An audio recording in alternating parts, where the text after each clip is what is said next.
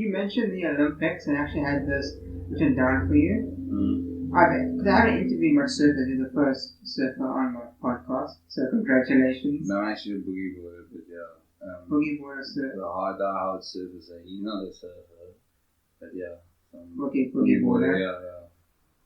You're the first person on the podcast who rides a board in the water. Okay, I'll put it like that. We've broken the shell. Yeah. Cool. So I've gotten different people's perspective on skateboarding in the Olympics, like John Mark when I did one with him because he's been going to the contest to try and get into the Olympics. Yeah, amazing skater, that John Mark. Yeah. Should be sponsored. She should be a multi-millionaire, bro. All our skaters should be, like the Americans, Yeah. But we choose to make other people rich. I don't know. Yeah.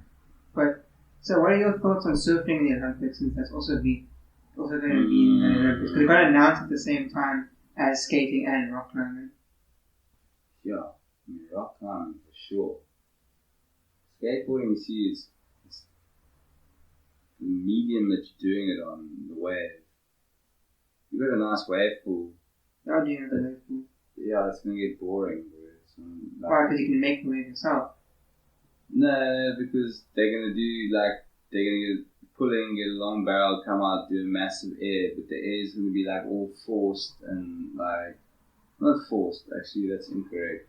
I'd say, yeah, it just gets monotonous. There's, you put Italio Ferreira, one of those dudes, let's just watch them surf it. It's more, in the Olympics, I mean, you can do like a competitive surfing thing where you got a team, and you have an hour to surf, and then you everyone in the team has to surf and tag each other and stuff. In a wave pool, I'm not so.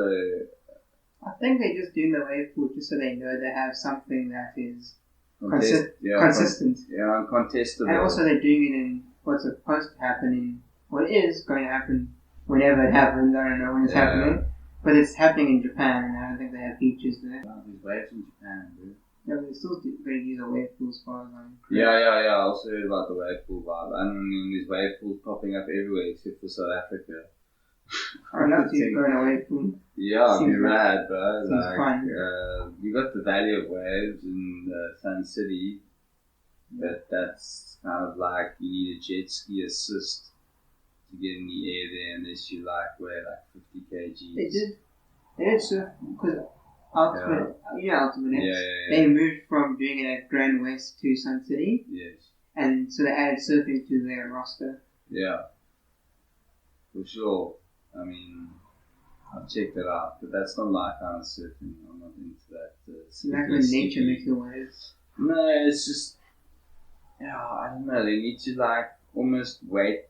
You have to have a waiting period until the conditions are optimum. So that, at the Olympics, I mean, they could do that, but doing it in a wave pool, get the country stoked. It'll push this level of surfing. But I'm saying, you put any of the top 20 surfers on their day, they're all going to be quite competitive. So I don't know. Actually, I haven't really thought about it. But that's like shortboard surfing, so I'm not really into that type of surfing. So you're not going to tune in? No, I mean, I would definitely watch it for sure, bro. I mean, it's competitiveness, so it's rad. You can support, get your team.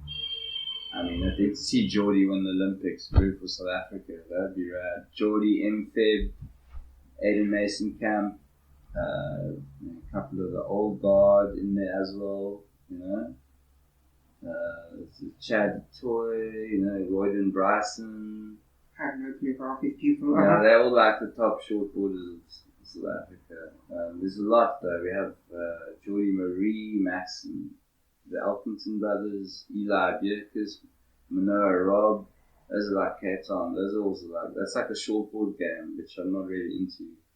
I just like to get barreled on my boogie board. So I'm the grandpa of they don't even consider, I'm not considered a surfer, so it's kind of it's from growing up in the 80s and 90s, you as a bodyboarder, you just get burnt and tuned, and, So we, not like so stoked with the surfers. But now we've learned, like, you look at places like Hawaii where it's about how good of a waterman you are, how deep you can get in the barrel. No matter if you're riding a kitchen sink, like, you're putting it deep in the pit and, like, sending it, it's cool, Yeah, as long as you're having fun. Yeah, and you're not getting hurt, I like to ride waves of, like, consequence.